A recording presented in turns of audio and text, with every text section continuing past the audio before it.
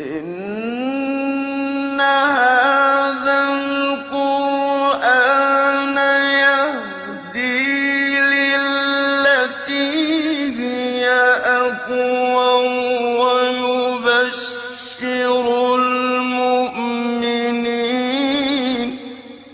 ويبشر المؤمنين الذين يعملون الصالحات أن لهم أجرا كبيرا. بسم اللہ الرحمن الرحیم. الحمد للہ رب العالمین وبہ نستعین وصلی اللہ وسلم علی سید الانبیاء والمرسلین وعلی آلہ واصحابہ اجمعین ومن تبعہم بإحسان الی یوم الدین. اما بعد، سلسلہ تفسیر کی یہ نشست نمبر 144 ہے، اور اس نشست میں انشاءاللہ سورۃ الحج کی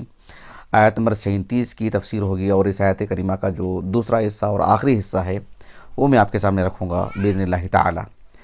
اللہ رب العالمین نے ارشاد فرمایا: لن ينال الله لحومها ولا دماؤها ولكن يناله التقوى منكم كذلك سخرها لكم لتكبروا الله على ما هداكم وبشر المحسنين. پچھلی نشست میں اس آیت کریمہ سے متعلق ہم نے تفصیلی گفتگو کر چکے ہیں، اور آج کی اس نشست میں وبشر المحسنین اس سے متعلق میں آپ کے سامنے دو تین باتیں رکھوں گا. پہلی بات یہ ہے کہ اس آیت کریمہ کا جو اختتام ہے وبشر المحسنین، اس آیت کریمہ کی تفسیر میں 10ویں صدی ہجری کے ایک معروف عالم دین برہان الدین ابو الحسن البقاعی رحمہ اللہ، آپ نے آپ کی جو کتاب ہے نظم الدرر فی تناسب الآیات والصور، اس میں آپ نے لکھا کہ اس آیت کریمہ کے اختتام میں اللہ رب العالمین نے کہا وبشر المحسنین، کہ اے اللہ کے رسول صلی اللہ علیہ وسلم آپ محسنین کو خوشخبری دے دیجئے، یعنی اہل ایمان کو خوشخبری دے دیجئے. آپ دیکھو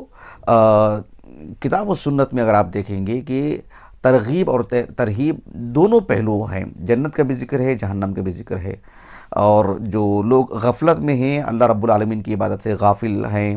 اور کسی طرح کا اللہ رب العالمین کی اطاعت میں قصور ہو رہا ہے، انہیں تنبیہ بھی کی جاتی ہے، اور انہیں انذار سے بھی کام لیا جاتا ہے. اور جو نیکوکار ہیں، اللہ کی عبادت میں اللہ کے توفیق سے آگے بڑھتے ہیں،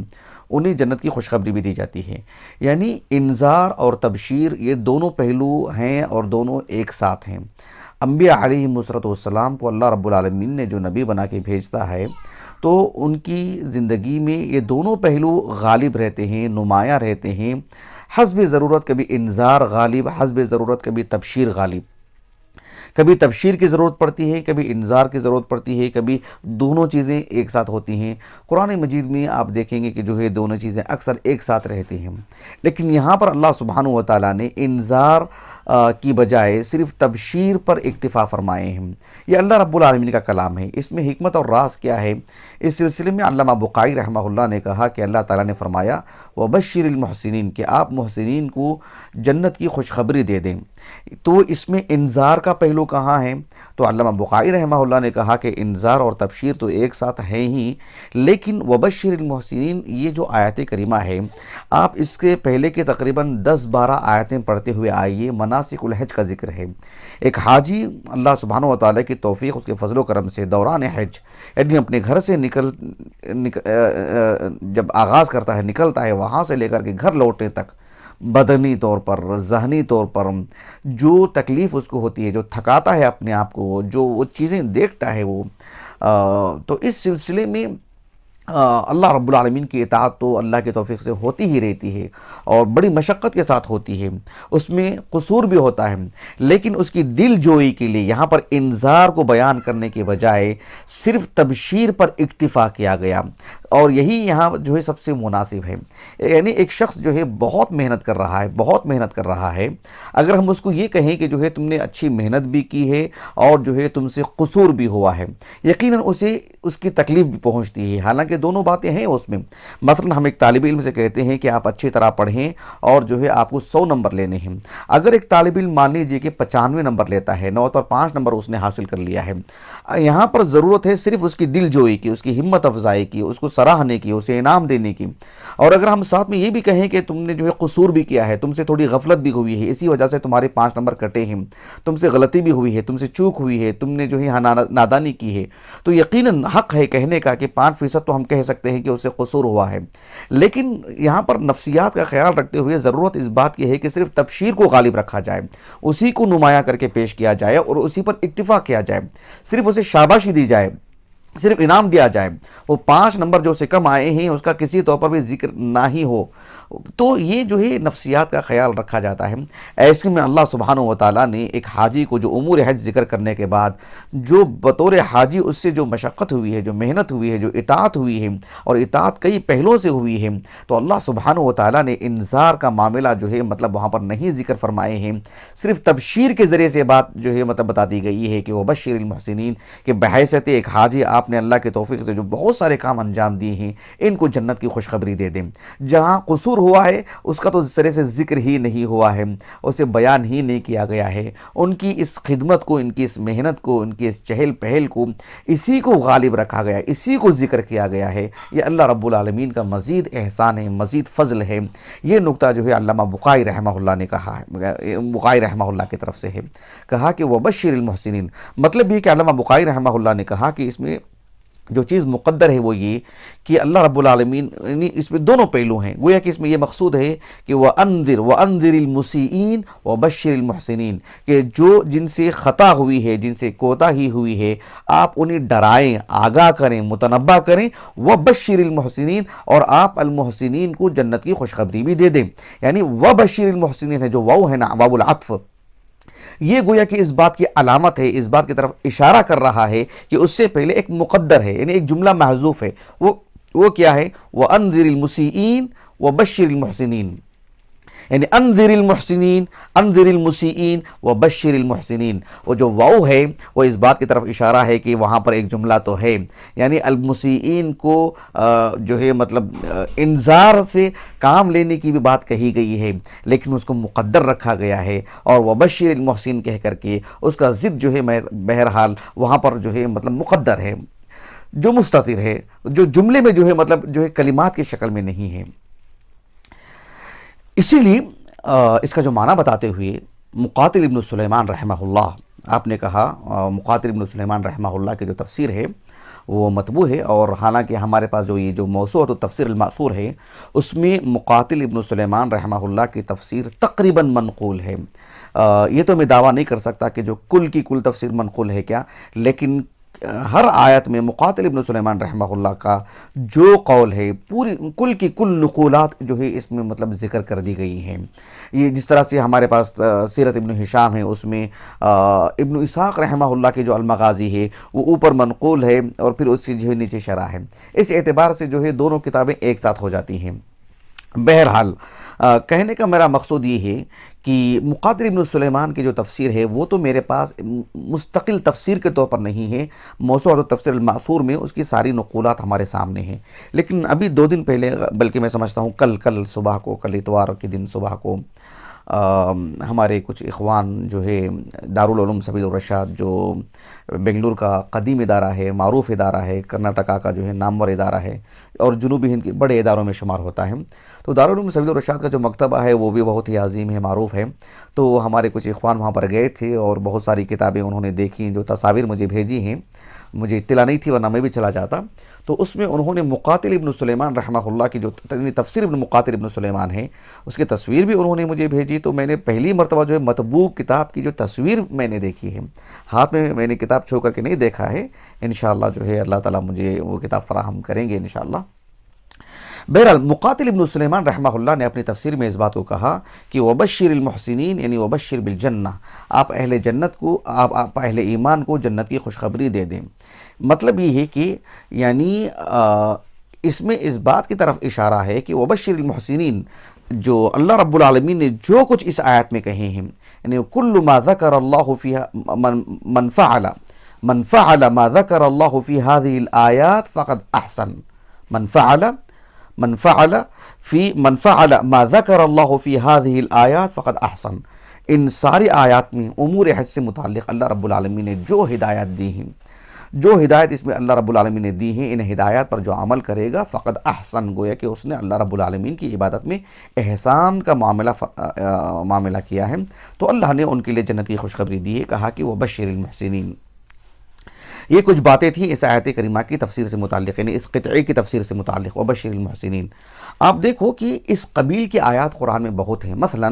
یعنی جہاں بھی اللہ رب العالمین کی عبادت ایک مسلمان اللہ کی توفیق، اس کے فضل و کرم سے بہتر انداز میں انجام دیتا ہے، اللہ رب العالمین انہی یعنی جنت کی خوشخبری دی ہیں، ان کے لیے ازدیاد کی بات کی ہیں، رفع درجات کی بات کی ہیں، ان کے لیے اللہ رب العالمین نے احسان کا معاملہ کرنے کی تلقین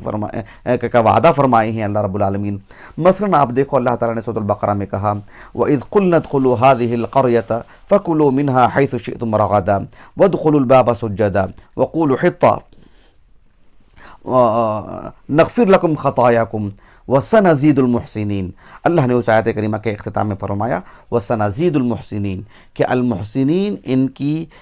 کی جو نیکیاں ہیں، ان کے جو درجات ہیں، ہم اس میں اضافہ کریں گے، مزید بڑھا کر کے دیں گے۔ اللہ رب العالمین نے سورۃ الاعراف میں کہا وَلَا تُفْسِدُوا فِي الْأَرْضِ بَعْدَ إِصْلَاحِهَا وَادْعُوهُ خَوْفًا وَطَمَعًا، اور اس آیت کریمہ کے اختتام میں کہا إِنَّ رَحْمَتَ اللَّهِ قَرِيبٌ مِّنَ الْمُحْسِنِينَ، یعنی المحسنین کا اللہ رب العالمین نے جگہ جگہ پر بہتر انداز میں ذکر فرمائے ہیں۔ اللہ تعالیٰ نے سورۃ یونس میں کہا للذین احسنوا الحسنى وزیادہ، للذین احسنوا الحسنى وزیادہ۔ سورۃ النحل میں اللہ تعالیٰ نے کہا من عمل صالحا من ذکر او انثى وهو مؤمن فلنحيينه حیاتا طیبہ ولنجزینہم اجرہم باحسن ما كانوا يعملون۔ اس قبیل کے آیات بہت ہے قرآن مجید میں۔ تو اللہ سبحانہ و تعالیٰ نے جو ہے یعنی اہل ایمان کے ساتھ جو احسان کا معاملہ فرماتے ہیں، اللہ کی توفیق ہی سے ایک مومن احسان کا معاملہ اختیار کرتے ہوئے اللہ کی عبادت کرتا ہے، تو اس کے ساتھ اللہ تعالیٰ بہتر معاملہ فرماتے ہیں، یعنی الجزاء من جنس العمل کے تحت، جیسے کہ سورۃ الرحمن میں اللہ تعالیٰ نے کہا هل جزاء الاحسان الا الاحسان۔ اس نشست میں مجھے ایک بات یہ بھی آپ کو بتانی ہے کہ اس آیت کریمہ میں جو بات اللہ نے کہی ہے کہ وبشر المحسنین، کہ المحسنین کو آپ جنت کی خوشخبری دے دیں۔ دیکھیے بات کیا ہے کہ یہ جو وبشر المحسنین ہے، اس سے پہلے کی کئی آیات، تقریباً 15 آیات آپ پیچھے سے پڑھتے ہوئے آئیے، اس میں مناسک الحج کا ذکر ہے، امور حج بیان کیے گئے ہیں۔ امور حج میں ایک بڑا معاملہ، ایک نمایاں پہلو یہ ہے کہ جو ہے ایک حاجی یوم النحر میں جانور ذبح کرتا ہے، یعنی اونٹ ہو، بیل ہو، یا جو ہے بکرا ہو، جو اللہ رب العالمین اسے میسر کیے ہیں، جو مشروع ہیں بہیمۃ الانعام میں سے، جو اسے میسر ہے وہ اسے ذبح کرتا ہے۔ ایسے میں اس آیت کریمہ کی تفسیر میں بعض مفسرین ایک حدیث پیش کرتے ہیں، وہ حدیث سنداً ضعیف ہے، ناقابل احتجاج ہے۔ اس سلسلے میں کچھ تفصیلی باتیں میں آپ کے سامنے رکھتا ہوں۔ ایک حدیث ہے جسے امام ابو عبداللہ الحاکم رحمہ اللہ اپنے المستدرک علی الصحیحین میں حسن ابن علی بن ابی طالب رضی اللہ عنہما ان کی طریق سے ایک روایت لاتے ہیں، لیکن وہ حدیث سنداً ضعیف ہے۔ اس حدیث میں ہے کیا کہ حسن ابن علی رضی اللہ عنہما وہ کہتے ہیں کہ امرنا رسول اللہ صلی اللہ علیہ وسلم ان نلبس بأجود ما نجد، ان نلبس اجود ما نجد، یعنی اللہ کے رسول نے ہمیں اس بات کا حکم دی ہے صلی اللہ علیہ وسلم کہ ہم عید کے دن، عید کی مناسبت سے، یعنی عید الاضحیٰ کی مناسبت سے یا عیدین کی مناسبت سے ہم جو ہے بہتر سے بہتر لباس پہنیں، ان نلبس اجود ما نجد، جو ہمارے پاس سب سے عمدہ لباس ہے ہم اس لباس کو پہنیں، وان نتطیب باجود ما نجد، اور ہمارے پاس جو عطریات ہیں اس میں سب سے بہتر جو عطر ہوگا وہ ہم جو ہے استعمال کریں عید کے دن، اور کہا وان نضحی باسمن ما نجد، اور ہمارے پاس جو جانور ہیں سب سے موٹا تازہ اور سب سے عمدہ جو ہے ہم اسے اللہ کے راستے میں قربان کریں۔ یعنی وبشر المحسنین، اللہ رب العالمین کی عبادت میں جو احسان کا جو پہلو ہے، ایمان، اسلام ہے، ایمان ہے اور احسان ہے، احسان کا جو احسان ایک اعلیٰ درجے کی چیز ہے، اسے جو ہے اختیار کرنا چاہیے عید کے دن، لباس میں بھی، عطریات میں بھی، اور پھر قربانی کا جو جانور ہوتا ہے اس میں بھی عمدہ اور بہتر جو ہے اہتمام ہونا چاہیے۔ یہ حدیث میں اس حدیث میں اور بھی باتیں ہیں. یہ حدیث جو ہے اس آیت کریمہ کی تفسیر میں پیش کی جاتی ہے اور پھر یعنی عید الاضحیٰ کی مناسبت سے بھی پیش کرتے ہیں. یہ حدیث جو ہے سنداً ضعیف ہے. امام حاکم رحمہ اللہ نے المستدرک علی الصحیحین میں اس حدیث کو نقل کرنے کے بعد آپ نے کہا کہ چونکہ اس حدیث میں یعنی علی بن ابی طالب رضی اللہ عنہ کے جو حسن ابن علی رضی اللہ عنہما جو ہیں ان کے فرزند جن کا نام ہے زید وہ ان سے روایت کرتے ہیں، اور زید سے روایت کرنے والے جو صاحب ہیں جن کا نام ہے اسحاق ابن بزرج یہ مجہول راوی ہیں بلکہ ضعیف راوی ہیں. لیکن امام حاکم رحمہ اللہ نے اس حدیث سے متعلق کہا کہ لولا جہالت اسحاق ابن بزرج لحکمت للحدیث بالصحہ، ایسے کہا امام حاکم رحمہ اللہ نے. یعنی اس سند میں اسحاق ابن بزرج اگر ان کا مجہول ہونا ایسا نہ ہوتا تو لحکمت للحدیث بالصحہ، میں حدیث پر صحت کا حکم لگاتا. اور امام ذہبی رحمہ اللہ نے موافقت کی ہے امام حاکم رحمہ اللہ کی. لیکن امام حاکم رحمہ اللہ نے صرف اتنی سی بات کہی کہ جو ہے لولا جہالت اسحاق ابن بزرج کی اگر کا مجہول ہونا اگر نہ ہوتا تو میں اس حدیث کو صحیح کا حکم لگاتا. تو تعاقب کرتے ہوئے امام حاکم رحمہ اللہ کی اس بات پر ابن الملقن رحمہ اللہ، سراج الدین ابو حفص عمر ابن علی جو علمی دنیا ابن الملقن سے جانے جاتے ہیں، 804 ہجری سے وفات ہے، حافظ ابن حجر رحمہ اللہ کے شیخ ہیں، مصری عالم معروف عالم دین. تو ابن الملقن رحمہ اللہ کی ایک کتاب ہے جس کا نام ہے تحفۃ المحتاج الی ادلۃ المنہاج، جو امام محی الدین النووی رحمہ اللہ کی جو کتاب ہے منہاج الطالبین فی عمدۃ المفتین، مجلد ہے تقریباً 400 صفحات کے آس پاس. وہ کتاب تو میرے پاس نہیں ہے لیکن شاملہ میں موجود ہے وہ کتاب. تو وہ کتاب علمی دنیا میں اور خاص کر فقہ شافعیہ کے اعتبار سے وہ کتاب کی کافی شہرت ہے اور بہت ہی مفید کتاب ہے، اور اہل علم اس کو پڑھتے پڑھاتے ہیں. کئی اہل علم نے اس پر حواشی لکھی، شروحات لکھی، اس پر جو ہے مطلب بہت کچھ ہوا ہے. تو ابن الملقن رحمہ اللہ نے بھی جو ہے اس کی شرح لکھی ہے. ابن الملقن رحمہ اللہ نے اس کا میں نے مقدمہ پڑھ کے دیکھا تو آپ نے کہا کہ جو ہے میں اس میں صرف صحیح احادیث کے ذریعے سے شرح کروں گا، یا حسن درجے کے جو احادیث ہیں، ضعیف احادیث قطعاً نہیں لاؤں گا. اس کتاب کی امتیازی خصوصیت آپ نے گویا کہ بتائی ہے اور آپ نے اپنے الفاظ میں لکھا ہے اور کہا ہے کہ جو ہے ضعیف روایت بس اس حد تک وہ نقل کریں گے کہ جو ہے تنبیہ کرنے کے لیے. تو اس روایت پر آپ نے یعنی تنبیہ کی ہے. اور امام حاکم رحمہ اللہ کا یہ کہنا کہ اسحاق ابن بزرج کا مجہول ہونا نہ ہوتا تو لحکمت للحدیث بالصحہ، تو ابن الملقن رحمہ اللہ نے کہا کہ یہ مجہول نہیں ہے. کہا کہ ولیس بمجہول فقد ضعفہ الازدی، کہا کہ یہ راوی مجہول نہیں ہے بلکہ یعنی ان سے متعلق معلومات اس حد تک ہیں کہ جو ہے انہیں ضعیف کہا گیا ہے. اور رہا مسئلہ کہ جو ہے الازدی وہ کون ہیں، ابو الفتح الازدی ہیں جو 34 صدی ہجری کے اواخر میں 374 ہجری سے وفات ہے، یا ابو محمد الازدی ہیں سعید بن عبد الغنی جن کا انتقال جو ہے 402 یا اس کے بعد جو ہے ہجری سنہ وفات ہے آپ کا. بہرحال کہا کہ انہوں نے اس کو ضعیف کہا ہے اور کہا کہ ووثقہ ابن حبان، حافظ ابن حبان رحمہ اللہ کی توثیق کا جو قضیہ ہے وہ ایک مستقل قضیہ ہے، فی الحال میں اس پر تفصیلی گفتگو نہیں کر سکتا ہوں. یہ بات ابن الملقن رحمہ اللہ نے کہی ہے. شیخ محمد ناصر الدین البانی رحمہ اللہ نے تمام المنہ میں فقہ السنہ پر جو آپ نے تعلیقات ہیں آپ کی، تو سید سابق رحمہ اللہ نے عید کے مسائل بتاتے ہوئے عید کے دن ایک مسلمان کا لباس کیسا ہونا چاہیے اور اللہ کے رسول صلی اللہ علیہ وسلم نے کیا لباس پہن کر کے گئے، تو وہ جو اثر لے کر کے وہ جو روایت لائے ہیں سید سابق رحمہ اللہ وہ تو سنداً ضعیف ہے. شیخ البانی رحمہ اللہ نے اس کا ذوق بتاتے ہوئے جو ہے بطور تخریج آپ نے کچھ ایسی روایت نقل کی ہیں جو اس کا بدیل ہو سکتی ہیں. ساتھ میں امام شیخ البانی رحمہ اللہ نے اس روایت کو بھی پیش کیا جو امام حاکم رحمہ اللہ کی المستدرک علی الصحیحین کی ہے. لیکن شیخ البانی رحمہ اللہ نے ایک تو یہ کہا کہ امام حاکم رحمہ اللہ کا قول نقل کیا، مجھے یاد نہیں آ رہا ہے کہ امام ذہبی رحمہ اللہ کی موافقت بھی آپ نے نقل کی ہے نہیں نقل کی ہے، عادتاً آپ کرتے ہیں، فی الحال مجھے یاد نہیں ہے، غالباً نہیں کی ہیں آپ نے. بہرحال شیخ البانی رحمہ اللہ نے امام حاکم کا قول نقل کر کے اور آپ نے کہا کہ قل، تو گویا کہ آپ کی اپنی تحقیق کے اعتبار سے آپ نے بات کی، وہی بات آپ نے کہی ہے جو بات جو ہے ابن الملقن رحمہ اللہ نے کہی ہے کہ جو ہے امام ازدی رحمہ اللہ نے ان کو ضعیف کہا ہے اور ابن حبان رحمہ اللہ نے ثقات التابعین میں جو ہے ان کو شمار کی ہیں. البتہ شیخ البانی رحمہ اللہ نے ایک زائد بات یہ کہی ہے کہ امام ابن حبان رحمہ اللہ نے ان کو الثقات میں ثقات التابعین کے زمرے میں شمار کرتے ہوئے وہ سند بھی نقل کی ہیں کہ جو ہے زید ان کے والد حسن سے، اور وہ حسن سے روایت کرتے ہیں، یعنی زید اسحاق ابن بزرج عن زید، وہ زید سے روایت کرتے ہیں، عن ابی ہے، اور وہ اپنے والد سے یعنی حسن بن علی رضی اللہ عنہما سے روایت کرتے ہیں۔ شیخ البانی رحمہ اللہ نے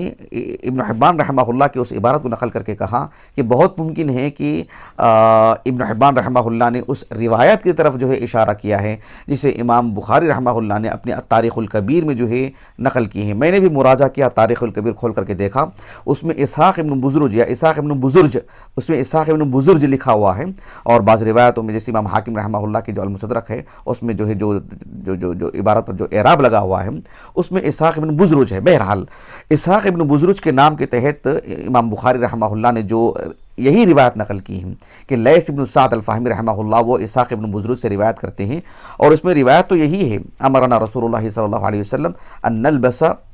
اجود ما نجد، لیکن اس میں نہ زید کا ذکر ہے، اسحاق ابن بزرج تک جو ہے روایت ہے، اس میں نہ زید کا ذکر ہے، نہ اس میں ان کے والد حسن بن علی رضی اللہ عنہما کا ذکر ہے۔ تاریخ الکبیر میں یہی بات شیخ البانی رحمہ اللہ نے کہی، اور شیخ البانی نے ساتھ میں یہ بھی کہا کہ وَلَعَلَّهُ الصَّوَابُ، کہ یہی درست ہو سکتا ہے۔ گویا کہ شیخ البانی رحمہ اللہ نے امام حاکم رحمہ اللہ کی المستدرک سے جو یہ روایت ہے اس کو ضعیف کہا ہے، ناقابل احتجاج روایت ہے۔ یہاں پر ایک دلچسپ اور لطیف بات یہ ہے جو علم حدیث پڑھنے والے طلباء کے لیے بہت ہی مفید ہوگی، وہ یہ کہ امام حاکم رحمہ اللہ نے اس حدیث کو ضعیف کہا ہے، یعنی صحیح تو نہیں کہا ہے، اپنے کہا لولا جہالت اسحاق بن بزرج لحکمت للحدیث بالصحہ، یہ بات آپ نے کہی ہے۔ لیکن دلچسپ بات یہ ہے کہ اسحاق ابن بزرج جو اس روایت کا یعنی مؤثر راوی ہیں، ان کے مجہول ہونے کو لے کر کے امام حاکم رحمہ اللہ نے اس حدیث کو صحیح کہنے سے جو ہے مطلب آپ نے اجتناب کیا۔ لیکن دلچسپ بات یہ ہے کہ اسحاق ابن بزرج سے جو صاحب روایت کرنے والے ہیں وہ عالم اسلام کے مشہور مصری عالم دین لیث ابن سعد الفہمی رحمہ اللہ ہیں۔ اس نقطے کو آپ سامنے رکھیے گا۔ بات کیا ہے؟ بات یہ ہے کہ امام حاکم رحمہ اللہ نے یہ جو حدیث ہے المستدرک علی الصحیحین کی تقریباً ایک میں سمجھتا ہوں 10-12 حدیثیں پہلے آپ جائیے، اس میں ایک طویل روایت ہے جس میں جو ہے اللہ کے رسول صلی اللہ علیہ وسلم نے ابراہیم علیہ السلام کا ایک قصہ سنائے ہیں کہ ابراہیم علیہ السلام کے زمانے کا کوئی قصہ جو ہے اس روایت میں مذکور ہے۔ حدیث بہت طویل ہے۔ امام حاکم رحمہ اللہ نے اس حدیث کی سند کو صحیح کہا ہے۔ سند کو صحیح کیوں کہا ہے؟ امام حاکم رحمہ اللہ نے اس روایت کو جو حدیث جابر ہے اور 2 سندوں سے لے کر کے آئے ہیں۔ دیکھیں آپ غور کیجئے، جابر رضی اللہ عنہ سے روایت کرنے والے محمد بن المنکدر ہیں جو آپ سے کثرت سے تلاوت کرتے ہیں۔ محمد بن المنکدر رحمہ اللہ جابر رضی اللہ عنہ کے اخذ تلامذہ میں سے ہیں، کثرت سے ان سے روایت کرنے والے میں سے ہیں۔ محمد بن المنکدر جو صاحب ہیں ان سے روایت کرنے والے جو راوی ہیں ان کا نام ہے سلیمان ابن حرم القرشی۔ سلیمان ابن حرم القرشی یہ ضعیف ہیں، حافظ ابن حجر وغیرہ نے میزان الاعتدال میں لسان المیزان میں اور جو میزان الاعتدال میں بھی ان کا ذکر ہے اور ان کو ضعیف کہا ہے۔ لیکن سلیمان ابن حرم قرشی ان سے روایت کرنے والے 2 صاحب ہیں، ایک لیث ابن سعد الفہمی ہیں اور دوسرے ہیں عبداللہ ابن صالح، یہ بھی مصری ہیں۔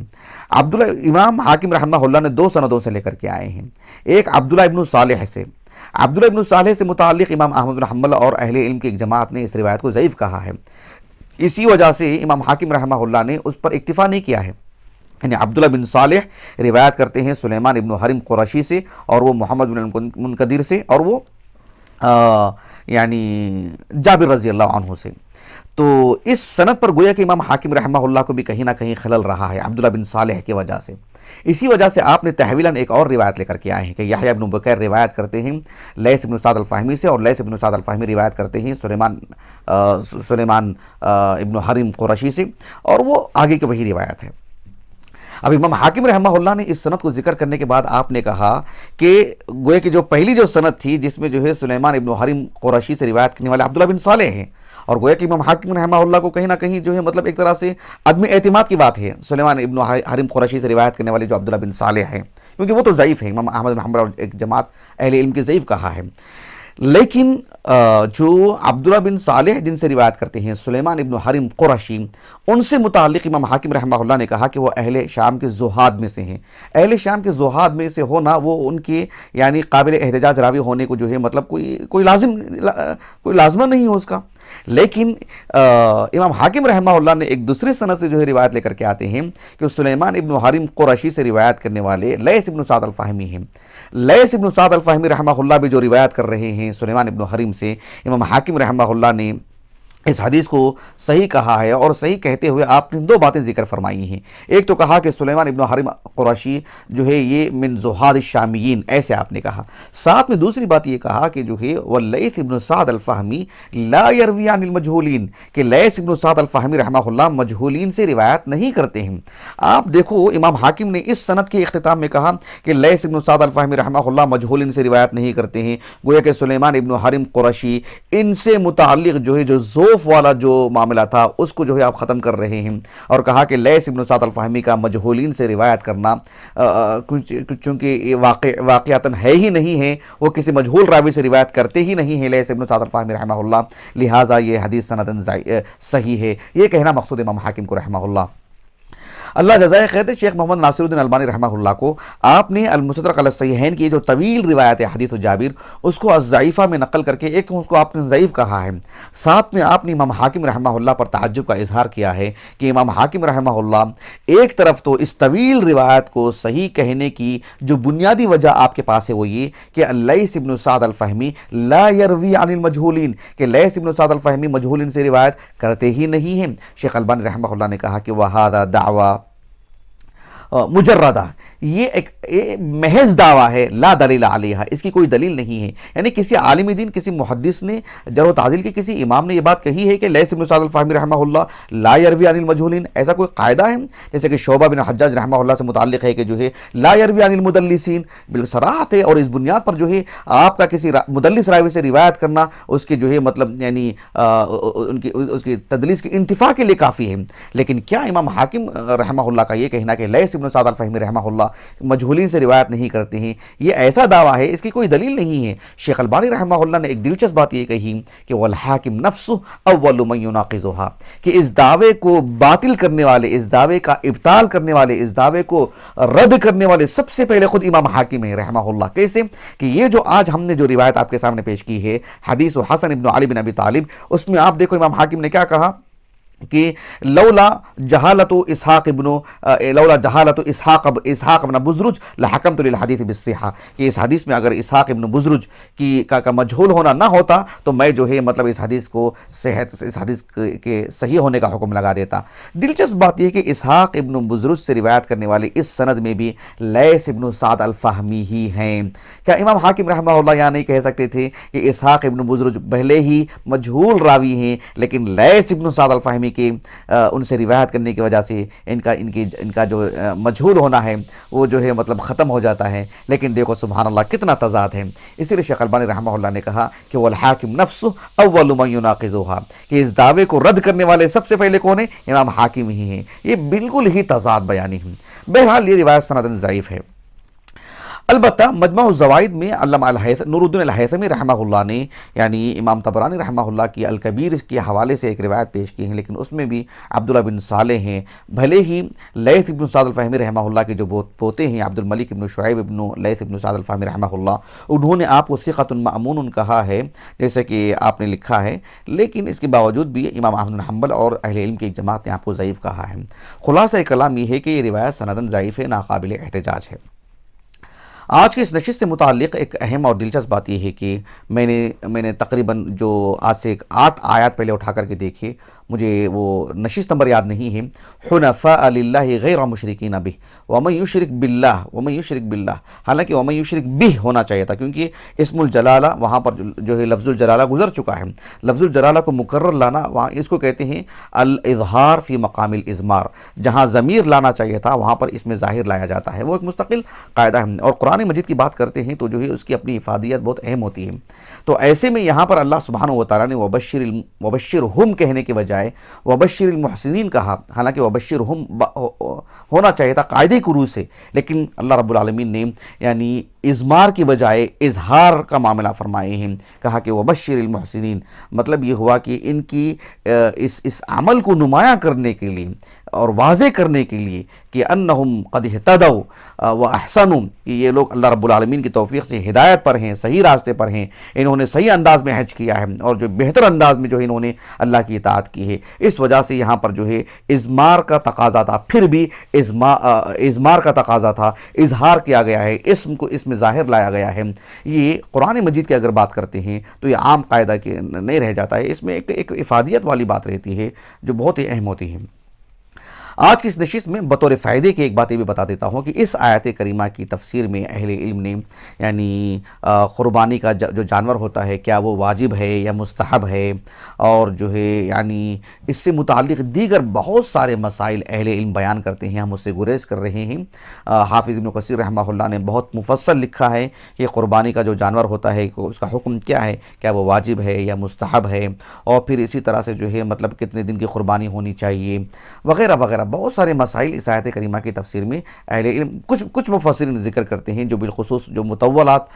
جن کے تفاسیر میں رہی ہیں۔ ابو عبداللہ القرطبی رحمہ اللہ وہ احکام مسائل بہت لکھتے ہیں، لیکن حافظ ابن کثیر رحمہ اللہ نے بہت طول دیا ہے اس آیت کریمہ کی تفسیر سے متعلق۔ جسے اس سلسلے میں معلومات درکار ہوں وہ یقیناً جو ہے اس طرف رجوع کر سکتے ہیں۔ اللہ سبحانہ و تعالیٰ سے دعا ہے کہ اللہ تعالیٰ ہماری اس نشست کو، ہمارے اساتذہ، ہمارے والدین، ہمارے کل معاونین، ہمارے مشاہدین، ہماری اہلیہ کے لیے، ہمارے فرزندان کے لیے، ہمارے لیے اللہ تعالیٰ ذخیرہ آخرت کرے۔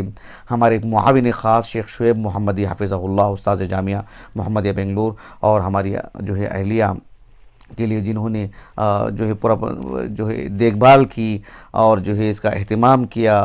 اللہ تعالیٰ ان کو اجر عظیم سے نوازے، علم نافع عطا فرمائے۔ سبحانک اللہم و بحمدک، اشہد ان لا الہ الا انت، استغفرک و اتوب الیک۔